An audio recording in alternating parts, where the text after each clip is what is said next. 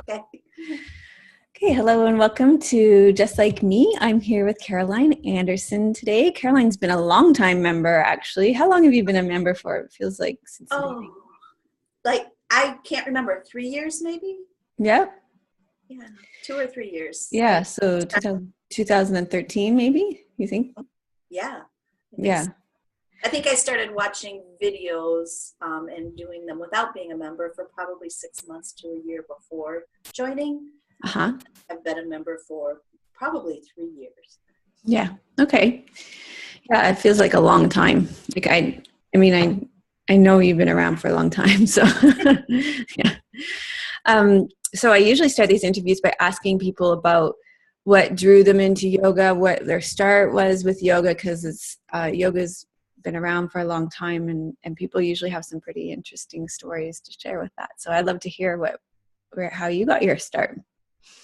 Well, gosh, probably about 5 years ago, I hadn't done yoga. I knew of yoga, and I started taking a class called the hot yoga, the Bikram yoga, Okay. which was very intense. And I Yeah. did that for a little while, and it just was, I don't know, it was too much for me. Um, but then I started doing, my daughter had a series that she was doing. I have two daughters, and my oldest daughter was into yoga. She's very into physical activity. And so she was sending me some links and that kind of thing. And it was good, but it was very technical, I guess you could say. It felt technical. Mm-hmm. And Mm-hmm. so then I started searching to find what else might be out there. And I found your videos and your weekly videos. And I feel like I just got addicted at that time to yoga. And I was looking for something to relax myself. I started Mm-hmm. seeking happiness, if you will. And Yeah. I knew I needed to de-stress and just take care of myself because I had been getting sick a lot and I didn't feel physically well or emotionally well at the time. And that's when I found your videos and I would just do them. I would do sometimes 2 or 3 in a row and just, they felt so good. It just felt really good in my body. Yeah. Then Well, after about 6 months, I did the membership because I'm like, I want to do more. I want to find out more. So it all started with trying to make myself well. yeah, to feel better. What was going on in your life at that time? Do you want to say a little bit more about what was happening? Um, well, first of all, I have a very good life. I'm very lucky. Yeah. I know that. And it was mostly work-related stress, a lot of Yeah. things done in my work and not feeling great about the work I was doing and feeling kind of trapped. But that whole, you need to keep working, need to keep, giving and giving and giving and always not feeling appreciated maybe and getting stressed out. Yeah. And that affects your body, it affects your mind, it Yeah. affects your relationships. Yeah. So it was work related. Family wise, everything is good. Emotional wise, as far as family life and that kind of thing has always been, I'm very lucky there. And I am fortunate to have the job I have, but just a Yeah, you hard spend time. a good deal of your day at work, at least 8 hours a day. And if you're feeling like, you're putting in all this time there and you're not feeling appreciated, then it can create a lot of stress in your life. And, I think that, I think it's important not to kind of just it's important to talk about these things, right? Because it's important not to just kind of push these things aside. I think we have maybe a lot of kind of, so how to say this? The words are like on the tip of my tongue. I had the first migraine I had for a long time in Oh, yesterday, and my words aren't coming to me so easily. So that's a celebration because I haven't had one in a long time. But oh, so I think what happens is that we think, well, I've got a good enough life and I should be really thankful for my blessings. And a lot of people have it a lot worse than me. But then what happens is we're not kind of connecting with what actually is our experience, the truth of our experience. And the truth of your experience was that, you were working hard, you felt like you were giving more than you were receiving, and this was creating an imbalance for you that was showing up as feeling quite stressed. And it sounds like that by, you know, making a commitment to come to your yoga practice, that you were able to create that balance by giving back to yourself. Mm-hmm. Exactly. Yeah. And it's been a long time. I think using words that I've heard you use, it's a journey, and I continue Yes. to work on it. And I overanalyze everything. That's just part of me. So I think a lot about it, and I journal a lot, which I love that you encourage that. I've figured out a lot of things through yoga. I really feel like I could say that. I feel like I'm more at peace than I've ever been. And right now it's actually a weird time for me because I've been with the same company, working at the same company for 25 years, and they're restructuring as they do oftentimes. I've never been in a position before where I wasn't rehired for my job, so I'm displaced at the moment. Yeah. So I have to march to find something within the company or otherwise. And I didn't freak out about it. I'm like, it's an opportunity to hopefully do something new and find what I need to do, because I knew I wasn't happy in the job I was doing. And I don't think if I hadn't been practicing yoga that I would be at peace with that, like I am. Yeah. And people are like, wow, you seem so calm about it. And I really am. I almost feel like it's a blessing. Well, yeah, because it sounds like you weren't happy where you were. Right. And they aren't saying we don't want you in our company. They're saying we still want to employ you. Right. Yeah. Right. So it's interesting. But I love the yoga. I love what it has done for me. And I find that I even practice it without your videos now, which at first I wouldn't have known what to do. Yeah. So. And I think that's a great place to get to, because you start to integrate it and it starts to become your own. So I'm happy to hear that. So tell me a bit about what you feel like the yoga's done for you. Well, it's helped a lot with the stress, and between the yoga and then I work on meditation. I sometimes don't feel like I'm that great at it, but I do try to meditate too. And it has helped my stress level. So emotionally, very good for me, but also just physically. I have some arthritis, and I think it's helped with the inflammation. Yeah. I'm kind of surprised actually how I don't have the pain. I still have pain from it, but not like I used to. Yeah. Yeah. I've always been pretty flexible, but even more so now. Mm-hmm. We like to hike and be outside a lot, and I just feel like it gives me energy, and I can do things that I wouldn't be able to do. I'm not that old, but in my 50s, and I felt like I was slowing down a lot. I don't feel that way anymore. So that has helped a lot.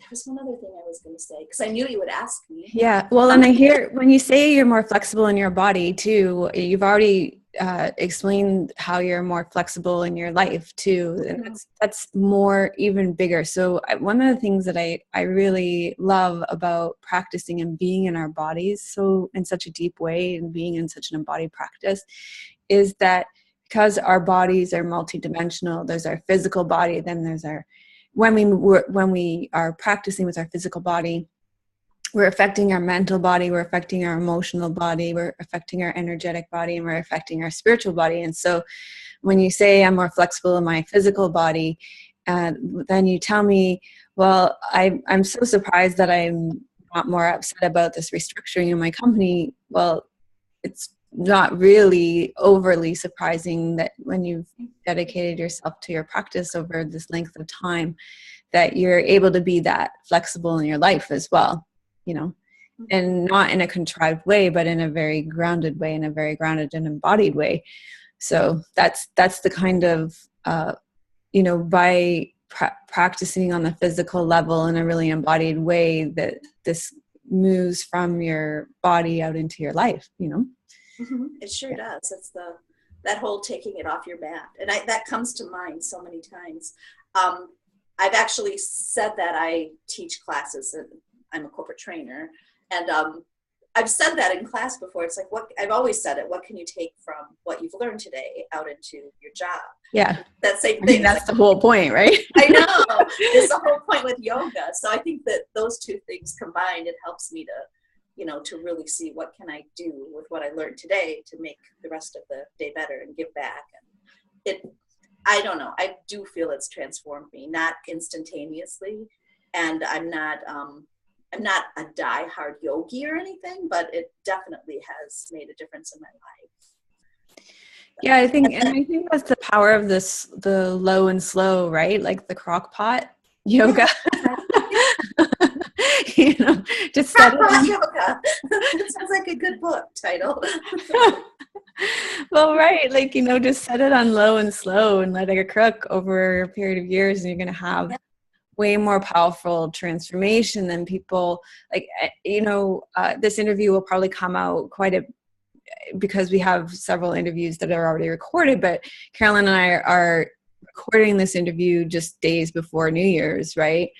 And so people are thinking about, at this time of year, there's a lot of energy around, I think, the quick fix transformation, right? You know, like if you know, the change of the calendar year from December 31st to January 1st, I'm going to lose weight, quit smoking, you know, I don't know, whatever. I'm going to become this perfect human being next year. And it's just, you know, it's not the way life works. In my experience, people tell me, people do tell me, not my students in particular, they probably wouldn't, but I hear when I'm out and about in the world that people have these kind of instantaneous spiritual awakenings and transformations, and I never really buy it, because I don't think they're grounded in life experience, you know, because the truth of the matter is that, okay, you've had this experience, but you haven't integrated it with all your relationships, with your work life, and I think that's where it's really a lot more meaningful. Mm-hmm. Yeah. Yeah. That makes sense. Yeah. So, and that's what you're talking about too. Yeah. So and you know, when you talk about, you know, you're not a diehard yogi, I think, and that was something kind of you spoke about before you came on. I think that, yeah, well, like the low and slow is so much more powerful because it's you know, the fast cook. I mean, we can use this analogy, is so powerful, right? They're just going to burn themselves. They're going to burn out. They're going to injure themselves. And, you know, so think about you know, I'd be curious to know more about why you stopped the hot Bikram yoga. But in my experience, those styles, they're just, you get injured, you can't continue, you know, they're just not sustainable. Right. So, you know, even like the word die hard yogi has the word die in it, right? Yeah, it does. It's just not sustainable. So we're really, this month, our leadership team and myself, we're really focusing on, as we set intentions in the new year, you know, I always ask people to think about what are you creating, sustaining, or letting go. And we're really focusing on the sustaining because, you know, for those, our membership community has been around for a while, and, you know, you guys have been practicing for a while. So, you know, you've got something going on already. So let's focus on, you know, what's working. So what do you want to sustain? Is that a question you're asking me? Well, I don't know. That's what you're working on. Yeah. That's kind of rhetorical. I mean, you can answer it if you want, but yeah, because that's what I hear. I hear you kind of saying, like, well, excusing yourself, like, I'm not a diehard yogi, and I would say, well, that's why you've been a long time member. That's why you've been able to sustain your practice over years versus, you know, go in bursts and fits, you know. Yeah, and it really is. I mean, it was, and I've heard you say this too, it was for me. I'm doing it for me, and I take the time for me. And no one else has to worry about me doing my yoga. I don't have to be somewhere at a certain time to do it. That's part of the, oh, I love your cup. My zebra bug. I don't have to like arrive somewhere at a certain time with a group of people to do my yoga. Yeah. And I've learned through videos, and some people find that odd because they'll say, oh, where do you go to do yoga? Because they'll be talking about it. I'm like, well, into my bedroom that I've kind of converted my office where I used to do too much work into an exercise and yoga room, because that's more important to me now than working so hard that I stress myself out. So I try not to bring my work home anymore. I made a decision to do that a few years back, and that's made a difference, and I take more time for myself. So the Bikram was okay. Well, it did kind of smell. And it felt good on my body, but it was just that whole scheduling. And I travel a lot too. That's another reason I love having, be able to access yoga wherever I am without having to look up and find a studio or anything where I travel. So I can do hotel rooms. So. Yeah, the access, the 24/7 access. Yeah. Yeah, or in my mom's backyard. I mean, I've done it so many places that, I can just take my iPad and sometimes just my iPhone, just pick up a class and. Yeah, it's great. Yeah. So I'm curious about this evolution from following videos to feeling like you can do your own practice. Like, take us back to when you started videos, maybe some of your favorite videos, and then let's come forward to today where and you can tell us a little bit about what you do on the mat. So let's go back to maybe some of the first Yoga with Melissa classes. What really drew you in? What were some of your favorite ones there? Of course, I won't be able to remember the numbers. I started like series maybe or something. And maybe this is a good timeline because I started probably 6 months or so. I think I joined your membership right after you hit your 200 episode. Okay, transformation. Yeah. I don't know if I have a favorite. I always find the ones that with the twists are always helpful. That was always helpful. The other thing I love, and I have gone to some live classes on like the sleep yoga. So those help me when I'm going through times where I'm thinking too much. I will pull up one of those videos. But it really, I don't know if there's one particular one. I think it was just, at first I was trying to get the poses right and my balance was not very good. It's still not great, but just even some of those poses, I can't think of a particular one that I think of as a favorite. How have you found the more recent balance classes? Have you done any of those?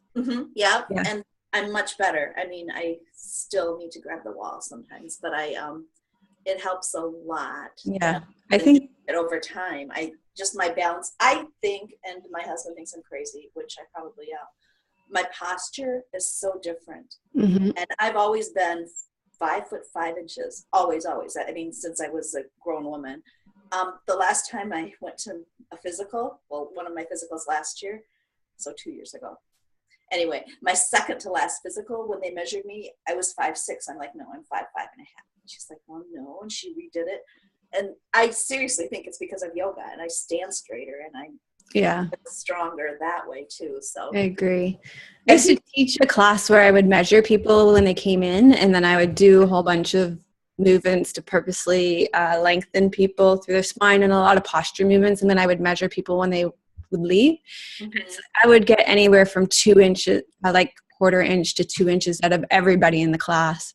See, it's true then. You can totally do it. So and so what you're talking about is sort of a permanent change, and so, we don't need to end up, my biggest pet peeve these days, and in some ways it isn't, because it allows people to get out, but in a lot of ways it is, those little walkers that on wheels, the moving seats. Yeah. It's like they cause people to be hunched up and to shuffle, and it can't be good. Well, I mean, the good thing about it is it gets them out. So there's that. But beyond that, it's like it keeps people in that chair position. So the problem is that people sit too much. So, everybody who's doing it, I'm not bashing on anybody who's listening probably, because everybody who's doing yoga is able to put their bodies in a lot of different positions besides the chair position. So, yeah. I do find I like I don't like the standing poses as much. I don't know why, but like if we're doing down dog and pigeon pose, all of those kind of things. Well, your intention is to come to relieve stress, right? So you probably like the grounding postures. Yeah. Right. You're coming after a day of work, which is getting up and standing up and, being in the world in a very erect way. And so you want to come and receive the nourishment from the earth. So that makes I can understand that. And like I love the different props, and I've collected props. But when we stretch with the strap, and I don't know why, but just something about those poses, it just really feels good Yeah, stretch. you like to release your hamstrings that way. Right. And it's Yeah. probably because I am on my feet a lot during the day. You're right. Yeah. Yes. So I want to. Yeah, you want to be on the ground. Yeah. Right. Yeah. It makes sense if you're on your feet a lot during the day and if you're upright and you teach too. So it's nice to be down on the ground. And you know, in our membership community right now, we're focusing so much on, with the live classes every Monday, we're focusing so much on being in that reclined Shavasana position, just to let go of tension, let go of just the layers and layers and layers of tension that we've accumulated on our physical body. So it's really important because we do have so much tension that we accumulate just, you know, by being human beings in the world. Yeah. The, what is it called? The blue roller. The foam roller. Yeah. Oh my gosh. My husband, he does a little bit of the yoga with me sometimes, but he loves that. I mean, he does use that to get his own tension out. I haven't quite gotten him to buy into yoga all the time, but that's an incredible tool, that soft foam roller. And we're going to be spending all February. That's our focus for February. It's going to be Fascia February this year. Oh, nice. So I'm excited for that. Those are probably some of my favorite classes. There's the one, I think it was one of the first ones you did with the roller. It's a pretty long class. I wrote it down. I wrote some notes. Okay, let's pull some up then. Let me pull up my what is that one called? Oh, the Intelligent Core, like that first one you did? Yeah, it's got a lot. That's got a lot in there. And so then what I'll also do is, it's going to take me forever to go through the membership community, but that was part of making Fascia February too, was to make sure that I had a comprehensive playlist of just the foam roller stuff. And yesterday I came across one that's a TCM class, and it has tons of foam roller and connective tissue stuff in it. And I was like, man, I would never have known that this was a connective tissue class. And did I mark it down? No, I'm probably going to forget again. So anyway, we're looking at the, I want to show you the shorter versions of that class too. So if you go to the long videos, this is a favorite of many people, and it's so funny because it took me forever to make this class because I thought it was going to be a bait and switch class. Oh, I love it. Intelligent Core. Yeah, look at how many times it's been viewed. When I'm feeling really stressed, I do that because it changes my mood. And right. And the reason for that is that so we can see it right here. This is useful. Here's your psoas. Look how it runs all the way along here.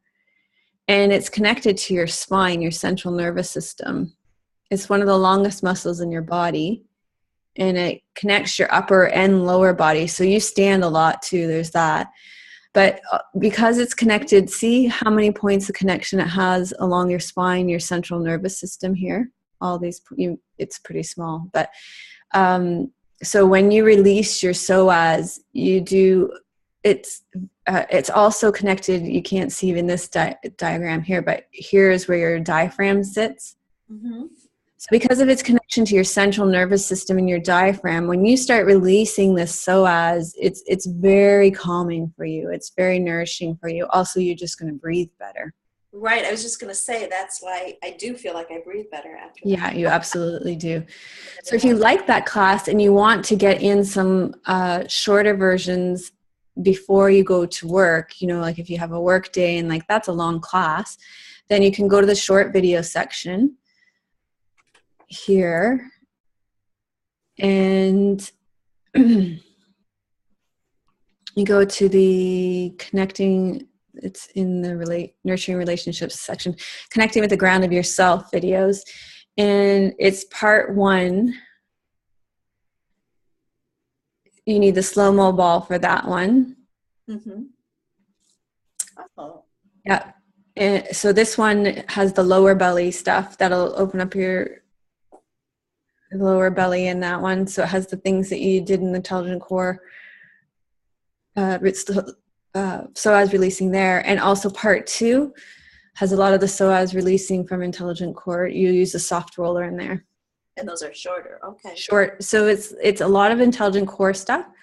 Yeah, this one's 16 minutes. The previous one is, I think, 27. So they're definitely doable for your work days. Yeah. Yeah, So because that's what's hard is to get it's up. kind of a weekend class the way it is now. Yeah. If you work or if you have kids that you have to get off to school. So those are nice alternatives to that.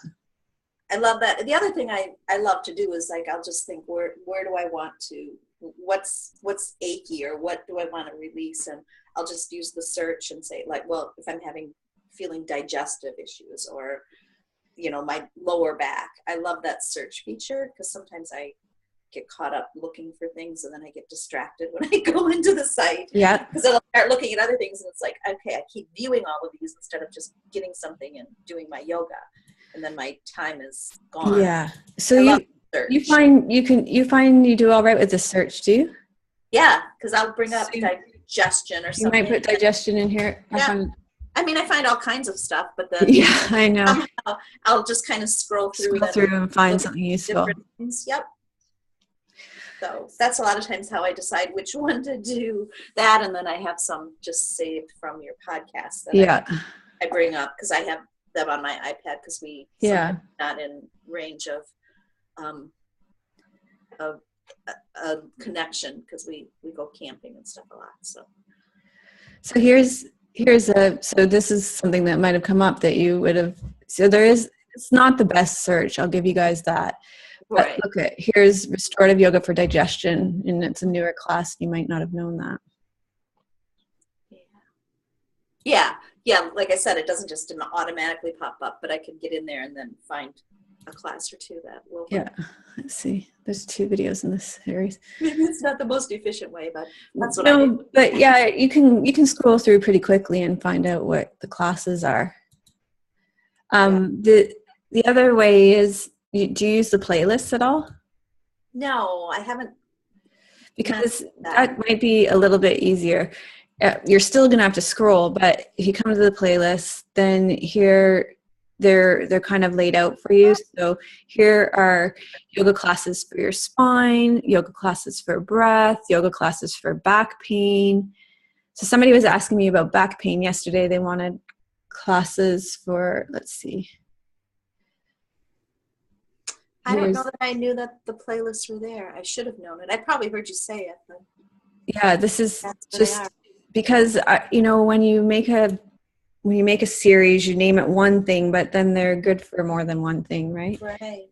So then what we did was, and Hannah did this list too, where she divided the classes into, so you only have, okay, I've got 18 minutes before I have to be in the shower. So you come onto here. Wow. Yeah.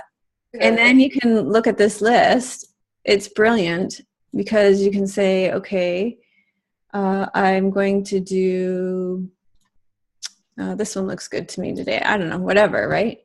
Right. And you might think, oh, wow, I would never have thought to do this. There's a strength class on there. I might not have thought to do it, but okay.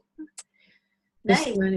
Yeah. Wow. I think I knew you have talked about the community playlist, but I never explored it. So it's a really nice way to find classes besides scrolling through and there's 5 pages of them, and we're working on keeping them updated. And like this one, yoga's for the holiday season.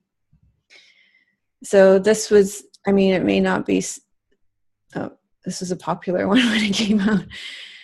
But this was a list I put together that I thought would be good for you guys to prepare, around Christmas time, around the holiday. I think I put it together right before American Thanksgiving one year. So yeah, there's lots in here. When people ask me a question, I generally put together a list. People can ask me a question like classes for your feet. Anyway, I think I've made this point. But if you want classes, generally they kind of exist now. So you can go to here and you can ask, okay, so here's a question. Somebody might have asked, what yoga can I do when I'm sick? We actually do have a whole series that you can do when you're sick. Mm-hmm. Or here, I've got some, here's an example, insomnia. We have a whole series for insomnia. Is there any yoga poses for insomnia? So then I'm able to say, yes, you can go right here to the series. But sometimes the question comes up where people ask for something, and it might be that I don't have a class specifically for it, but then I can put a playlist together for it. Mm-hmm. Yeah. So that's what I'll do. Yeah. I will be going to that section more and using the search less, I think. It might be a little more efficient. Oh, yes. Because it'll take you right to the classes and you don't have to go through all the comments. Yeah. Good. I had another one that the other one I go to a lot of times is I'll just go to that top 10 you have, because a lot of those are a lot of my favorites, like everybody's. Obviously, that's why it's your top 10. Oh, my top 10 list. Yeah, that was a neat list to put together. Mm-hmm. It's easy to get to. Yeah, it's right. We're finding people would come to the site and they would inevitably be like, I don't know what I should do. I don't know where to start. I think, yeah. And yeah, we send people, when people become members, we send a video that tells them how to do things. And anyway, they're well looked after, but we have like a million ways till tomorrow to take them through the site. But we thought, okay, well, what if we told them, sometimes it's more comfortable to know what everybody else is doing. So we thought, okay, let's tell them what our top 10 videos are here, and then they could do those, and that might make them happy. So this is a good top 10 list. There's that intelligent core class. It might be, I wish I had better software to do the, I wish I had better software to look at my site. Like it used to be, I could do a time frame. Like I wish I could do like, what were the 10 most watched videos of 2016? Oh. I wish I had better analytics for this site. There are a lot of things that I wish I could do.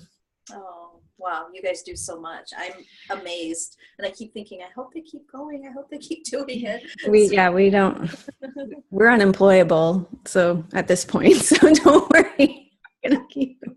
No, it is wonderful. I don't probably even make a dent in the membership site like a lot of people do, but for me, it gives me what I need for sure. So I love it. And I do love reading people's comments. I don't post comments that often. I don't know why, but I am more introverted and quiet. So I love it. I know some days for me too, by the time I've done my practice, then I've got to go like to post. So I'll do my commenting at another time of the day, but like my commitment to the site is totally different than your commitment to the site. But I look at what, why people wouldn't post, and I look at why I don't post during my practice time. And it's because, okay, I've got this time set aside for practice. I do my yoga, I do my meditation, and then at 7:00, I've got to get Trinity up and I've got to get her going for school. And I don't have time to post about my practice then necessarily. And so sometimes that comes for me later in the day. So not to say that you should do it later in the day, but that I totally understand why people don't post about their practice. Because I do a lot of the thumbs up. I mean, I try to do that too. And I forward them a lot of times. If you have you always put them on Facebook, and I'll forward them. And I know some of my sisters-in-laws and sisters have picked up on some of the videos. I don't know that any of them have joined the membership site, but I know that a lot of people have said, oh, I tried that. It was really good. It's like free yoga. Why wouldn't you if you're into yoga? Yeah. But I know it's interesting to hear, and I love how open you are to people's comments. But I think some of the common things that people don't like, or that I think somebody had said to me one time, it's so slow. And it's like, well, that's one of the things I do like, is that it's it's not everybody's cup of tea, and that's why there's so many yoga teachers out there, right? Yeah. So it depends on what you're looking for. And, there are different, I mean, personally, I think that we all need this style of yoga. I think we're all jacked up. I think we're all going at an incredible pace. We're all kind of wrapped up in, I mean, if you look at our culture, we're working too hard. We're taking in too much caffeine and sugar and stimulants to keep us going. and various prescription medications to keep us going. And that's nothing against prescription medications if you need prescription medications, because I take a prescription medication every day so that I can function. But I think that those are symptoms of a culture that are demanding too much of us. I mean, I think our workplaces demand too much of us. I mean, you work in the corporate world, you must see that. I mean, what people are expected to do in a workplace, I have no idea how they can function within their families by the end of the day, and even just get done what they need to get, get their groceries into the home, make meals and all of that. It's what once you put in that day at the work, and take care of your home after that. It's just, it's too much. And then when you add in the whole other layer of the just constant onslaught of media and social media and the information overload that we go through, I personally think that we need practices that help to take all of that, like to help to release all of that tension. But what I think happens is that people are there's so much on the hamster wheel that's the comfort zone. And so then they just got to keep moving, because that's what you're used to. Mm-hmm. So to stop kind of brings recognition to, or I don't know, brings awareness to the buzz, and that's uncomfortable. But to keep the buzz going feels it's the normal. It does make sense why then people wouldn't like that. I like love to stop. I know that's what I need. And once you let go of the layers of tension, the layers of stress, there's a different way. So, and it feels a lot more grounding and a lot more sustainable. So, but unless you've experienced that in a kind of ongoing way, it's your normal is more comfortable, right? It's too scary to stop, I think. A lot of times. Yeah. Right. I think I see that with a lot of people. Yeah.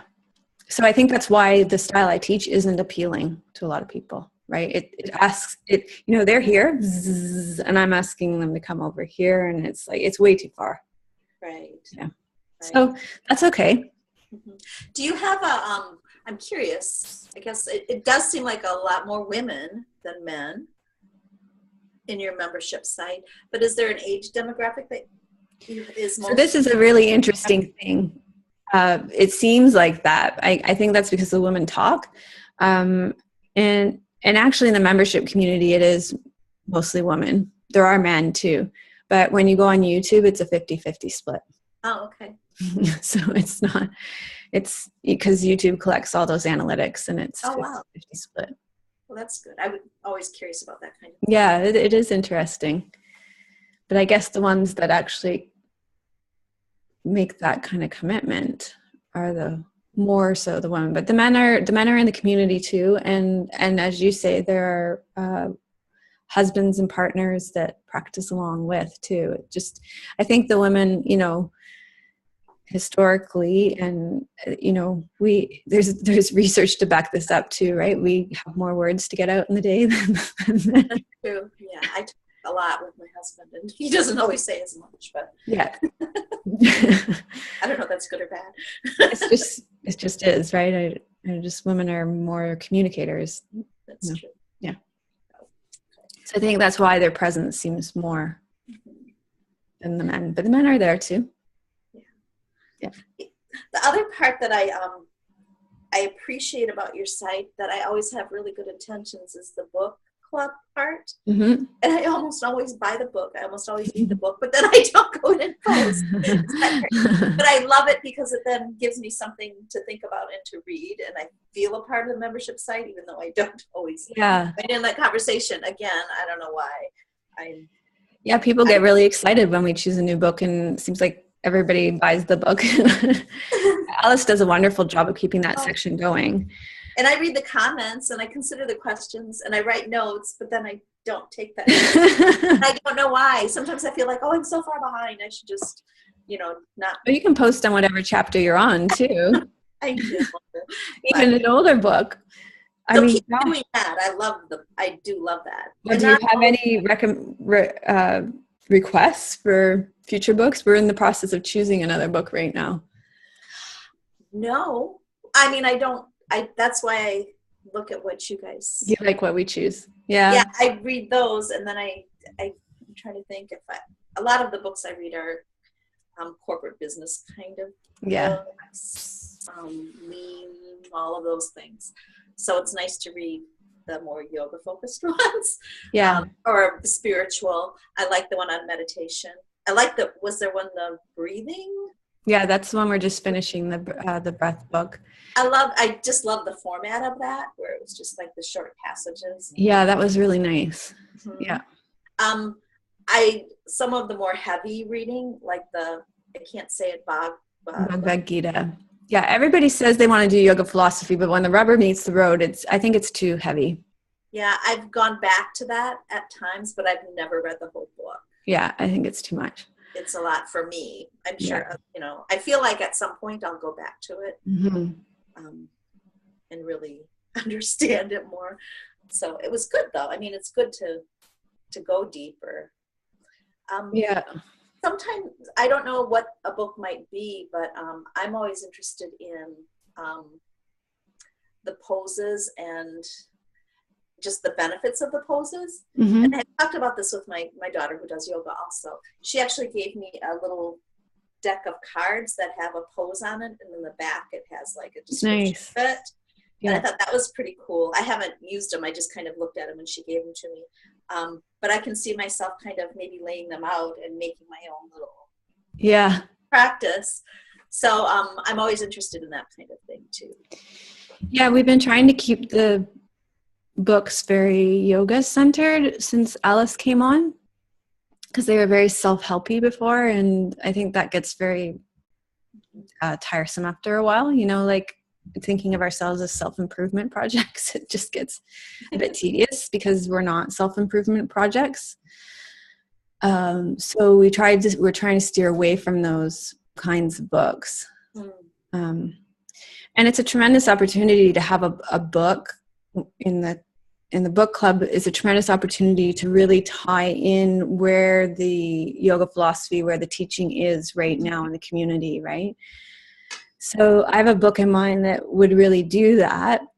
They tend to, I think it's just my style of teaching. They sort of tend to be more meditation books, but I don't know that really, and also meditation people tend to write better books than yoga people, in my experience. Yeah, there are many yoga books out there. They're just not very good. Right. Yeah. Yeah. Some of the fiction ones are fun though. Yeah, they are fun. Yeah, we read one a few years ago, and it was quite fun. About a frog. Was it the frog one? Downward facing. Something. I don't remember. Yeah. Yeah. Yeah. I tend to buy more books than I read. I'm addicted to reading. So. Yeah. It's great. I start books and then I don't finish them, but then I go back to some of them. So I think it's a great way to, I end my day reading fiction, and I think it's a great way to pull yourself away from that screen time, which is just so all-consuming, and to end your day with screen time, I personally don't think it's healthy. So to, end your day with, flat white paper and fiction and pulling out of the world, I just think it's this is my personal opinion. I just think it's I agree. I do the same thing. So yeah, because we can get so caught up in our own world, and I need to escape from that. At the end of the day, I need to pull out of all of it, and because my world is so caught up in the social media world too, I just need to have a clear cut from it all at the end of the day, or else I wouldn't sleep. Yeah. Well, they say that's one of the worst things to do, is to have that screen and stuff at night. Yeah. I mean, and literally, right, the light of it too, it inhibits the release of melatonin, right? So to have your lights dim, to go down to no screen time, to go to a plain white, no light coming in, it will help you sleep more. It'll encourage the production of melatonin. I mean, literally, there are biological things that need to happen too. That won't happen if you're in front of a computer screen, a handheld device, or what have you, right? Yeah. So, yeah, there was something else I was going to bring up that you said. I don't remember it. My words are lost too. Oh, your vlog. I have to tell you, I just look forward to it. Is that silly? Well, I appreciate that. I'm glad. Seeing a different place in the world, and it's not that far away from where I am, but I just love to see what you guys are up to. I'm fascinated by your story, really. Well, thank you. We put a lot of work into it, and it takes a lot of planning. Tim spends a lot of time editing it, and we try to plan sort of to do something that's somewhat interesting in the week too. So it's been good for us as a family. Mm-hmm. I know even when you moved from where you lived before to where you are now, you went through Wisconsin and stopped in Wisconsin Dells. I'm from Wisconsin originally, and I'm like, oh wow, they're going through my old town, and it's just fun to watch. Tom and I hike a lot too, so when you go on your hikes, I mean, that's how we are with our hikes. We just see where it goes, and sometimes it's like, oh gosh, we're not on the path anymore, but that's okay because we found something cool, and I just really relate to that. So where do you live? Those. Where do you live, Caroline? Right now we're in right outside of Phoenix, Arizona. Okay, yeah. From Wisconsin. Yeah. And considering moving back to Wisconsin, actually. Oh, are you? Yeah. You miss the winters? Someone else doesn't, but I do. And then plus my family's there, his family's there. I have 2 daughters. One is in Madison, Wisconsin, where we grew up, and they grew up. And then my oldest daughter is in Minneapolis. So that's so your children are there. Yeah. And Madison, Wisconsin is a great town. It's just got a great vibe. Yeah. I love growing up there. I don't know. We've been here for 10 years and it's just not the same. And I go back quite a bit because my headquarters is there. So I'm back there 8-10 times a year anyway, but I want to live there again. So that's what we're looking at. My husband's retiring and I'm in this transition point. So it seems like the time to do it. So it could be big changes afoot for you this year then. Yeah, I'm excited though. Yeah. So you like to go hiking when you're not doing yoga and you're not at work? Yeah. And we have an RV, so we'll take it. Oh, nice. We'll go camping. And Arizona is actually very nice. People think of it as hot, but there's actually northern Arizona. I don't know if you've ever been to the Grand Canyon. I haven't been to Arizona at all. There, actually, northern Arizona reminds me a lot of Wisconsin, pine trees. And really? It's a cooler climate. So, so we go northern Arizona a lot to camp.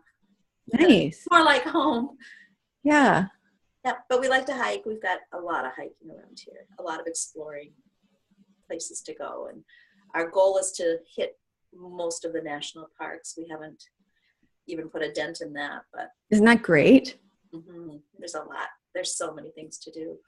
So many beautiful places to explore. Well, that's so great that you've got so many national parks to explore. Yeah, so that's fun. This year in BC, it's like some big, I don't know, 200 years or something, anniversary in Canada. And so all the national parks are free this year. Oh, nice. Yeah, so they're going to be packed. So no entrance fees for the national parks. My husband just hit his 62nd birthday this month. So in America, I think he has to pay $10 and then he has lifetime membership, so we won't have to pay seriously parks anymore. $10 forever. Yeah, I think once you hit 62, Wow. So he keeps saying this weekend, he's like, we have to go up to the Grand Canyon because I think that's the closest national park. So I can get and I'm like, why do we have to go get it right now? But I think he's so excited about it. Well, I think that's great. He said, I could get it in the mail, but I kind of want to go to a park. Yeah, that's official. So it might be, I don't remember exactly how it works. I think you should definitely make an outing of that. Yeah, it'll be fun. That sounds really fun. Yeah. So, yeah, that's what we do. We just the 2 of us, we run off and do things together, and we're not real social otherwise. So, I mean, we don't, not that we're antisocial, but we're kind of loners. I can relate to that. Tim and I are pretty much like that. Yeah, you enjoy each other's company. Isn't that great that you have a partner like that? Yeah, I'm lucky. Knock on wood. we got lucky early and found the right person. Not everybody is that lucky. So Yeah. How long have you been married? 36 years. Wow. I know, it's crazy. So, and we still like each other. That's amazing. We joke about it. It's because I travel a lot, we say.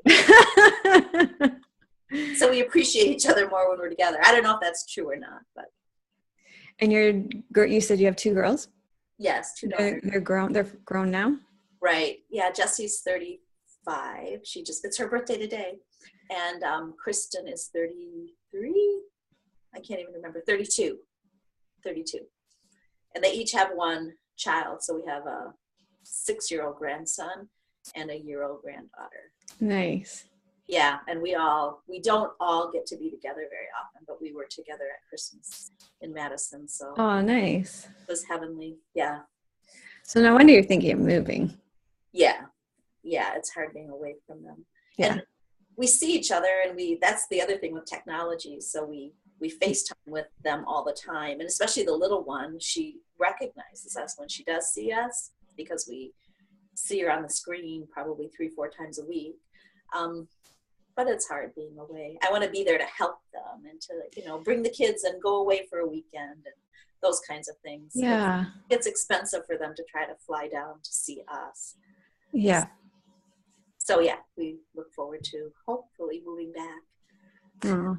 I think Well, I look forward to hearing how this year unfolds for you. I know, it's exciting. It is exciting. It sounds like something that could have been super stressful is actually, opening up something really beautiful for you in your life.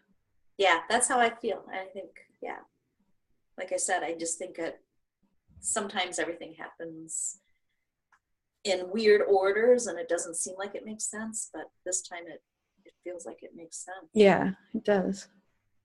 There were people angry that I didn't get my job back. I said, you know what? I might have subconsciously sabotaged it. I don't know. I just totally flubbed my interview, and I didn't purposely, intentionally do it, but I just wasn't myself that day. And I really think that somehow it happened for a reason. Yeah. So many people were upset for me, and I'm like, I'm fine. Really, I'm fine. Yeah. So, and I don't know that everybody understands that. Like, how can you be so fine? I'm like helping the person who got my job to, to take over things. And I get so many comments from people. It's like, I can't believe you're doing that. That's so graceful. And I'm like, it just seems like the right thing to do. Yeah. Because I care about my team and the people on my team. And of course I want them to have somebody good as their manager and for them to be able to take it over. And I seriously think she needed it more than me.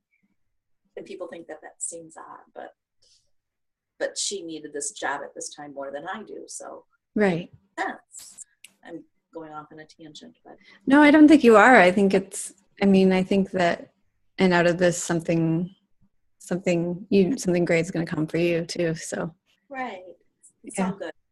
Yeah, it's exciting. Thanks to Melissa and her yoga. Well, but you had a part in it for sure. Yeah.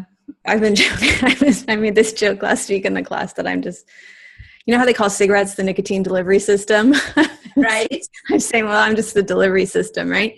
Because you guys have to do the classes. You guys have to show up on your mats. And it's, you have made that long-term commitment, right? Slow and low. Yeah. And I think just even the real yoga for real people thing is so true, and how my poses don't always look like your poses. I mean, I do it the way my body can do it. Perfect. Good. And I think that you're not my body, right? So you should do it how your body wants to do it. Your body is your wise teacher. Right. And I think that's what kept me going with your yoga and going back to your videos and joining your membership site, is because you made it okay for me to be me doing yoga my way. Good. And there's no judgment. I mean, that's the thing, even in the membership site, it's like everybody's so different, but there's not a judgy, you have to look away or be away, or everybody can just be themselves. Good. I'm really glad to hear that. Yeah, I feel that with your site and your community. Good. So Yeah. Well, I really appreciate you taking this time today, Caroline. Was there anything else you wanted to share before we closed out? No, I feel like I told you my whole life story. I don't usually. Well, I'm really glad you did. Kind of fun. So. Yeah. Thank you very much. Thank you.